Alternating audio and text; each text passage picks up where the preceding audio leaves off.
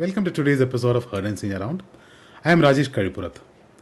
This is my take on macroeconomic and geoeconomic data points, which I find interesting. I hope you enjoy watching it as much as I enjoyed curating it. Cheers. The good thing about standards is there are so many to choose from. The difference between theory and practice is that in theory, there is no difference. One man's crappy software is another man's full-time job. The only thing worse than bad management is more management. Office politics is the art of stabbing your colleagues politely. Back in January, markets were confidently penciling in 2 Fed rate cuts in 2026. Fast forward a few months and that optimism has been quietly edited down to just one cut, likely around September. Why the sudden reality check? Inflation simply isn't cooperating. It never quite settled near the Fed's 2% target, and lately it's been drifting higher again. Central banks can tolerate slow growth, but stubborn inflation is the one guest they definitely do not want to invite to the party. History in the Middle East sometimes feels less like a timeline and more like a recurring calendar event. Since 1948, the region has seen more than a dozen major conflicts, roughly one escalation every 5 years. From the Six-Day War in 1967 to the Infidels Gaza wars and now the ongoing Israel-Hamas conflict, the pattern has been cycles of confrontation, uneasy pauses, then another flare-up. The latest layer adds even bigger players, with direct US strikes on Iran, marking a new phase of geopolitical risk in an already fragile region. After a long stretch of exuberance, Indian equities are finally taking a valuation breather.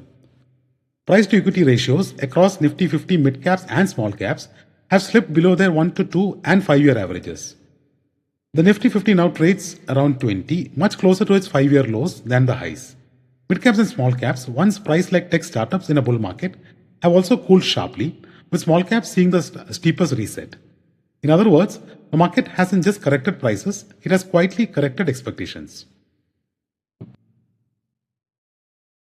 India's ride-hailing race has a new leader, and it's not who many expected. Rapido now has more monthly active users than Uber and Ola combined. From about 42 million users a year ago to over 70 million today, Rapido's growth has been relentless.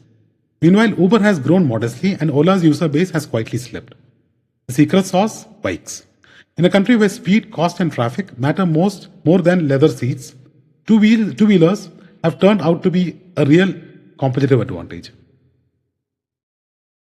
In India's rental Olympics, Bombay isn't just winning, it's lapping the field.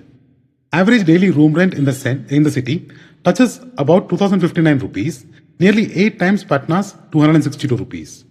Why the premium? Simple economics. Land doesn't expand, and millions want to live within commuting distance of opportunity.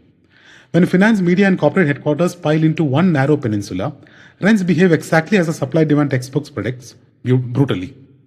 Meanwhile, cities like Bangalore and Gurgaon sit in the middle tier, strong job markets, but still more land to breathe. Turns out, India's biggest exporters aren't just goods, they're people with global paychecks. Maharashtra tops the remittance charts with about 2 lakh crores flowing in from abroad, nearly 5 times of what Delhi receives. Close behind are Kerala and Tamil Nadu, long-time champions of the Gulf migration story, where overseas salaries quietly power local consumption, housing, and bank deposits. Economically, remittances act like a steady foreign capital inflow, except it arrives via family WhatsApp messages rather than Wall Street.